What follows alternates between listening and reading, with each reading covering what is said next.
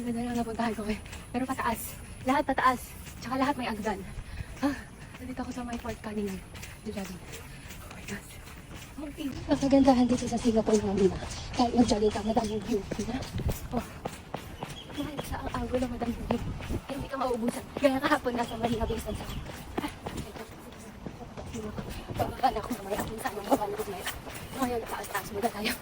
Nandito ako sa Fort Canning. Jogging tayo. Nakapamamasyal ka pa. So, tomorrow, baka nasa Botanical Garden ako. Tatry ko naman sa Botanical Garden. Yun ang pinakamaganda dito sa area namin, sa bahay namin ngayon. Which is, center siya sa Somerset lang kami o River Valley.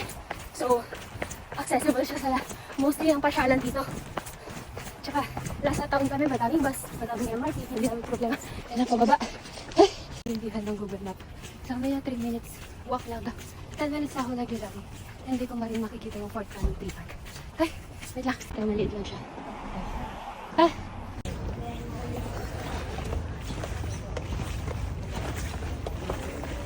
Alada. Cardio na naman ito mga hagdanan. Ang daming hagdanan dito sa Fort Canning.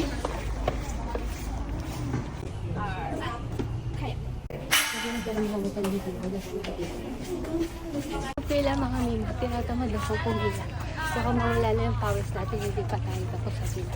Ang daming kahit gabi na o paggabi na, dami pa din tayo. So, ito na lang tayo, mag-explore na lang. Tapos pauwi na rin ako. Ay, sa Singapore, kahit mga pasyalan na ganito, sa mga park-park, kahit dito sa mga pasyalan dito, may escalator pa din. So, sino hindi papasyal dito, di ba? Kahit mga tamad, charis. Hindi. More on, pinalagay siguro nila ito para sa mga elders. Convenient lang dito. Wala ka magsasabi. Tsaka kahit gabi na ako dito, kahit nandito ako dito, hindi ako matatak kasi madaming mga ilo. Tsaka puno-puno ng CCTV nun. Puno ng CCTV. Sa lahat ng angulo dito may CCTV.